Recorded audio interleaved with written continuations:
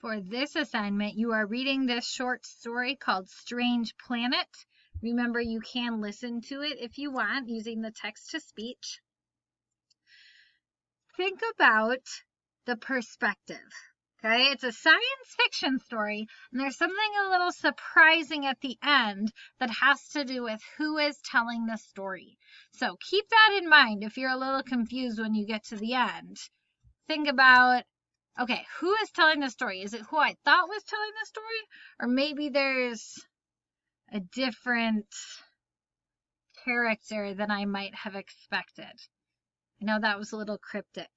If you ever need help with any of these, I'm more than happy to talk about the story together, especially one like this that's a little different. It's kind of fun though. So keep in mind it's also science fiction. So it's one of those stories that isn't realistic. Has some elements of like advanced technology that could exist in the future but don't currently exist. Okay? That's it. That's pretty straightforward. Read the story and then there's 3 questions. Make sure you underline sentences to support your answer and to say why or why not. Some of you forget that sort of second part of it. All right, good luck. Ooh, word today, almost forgot. Dreams. Dreams. D-R-E-A-M-S.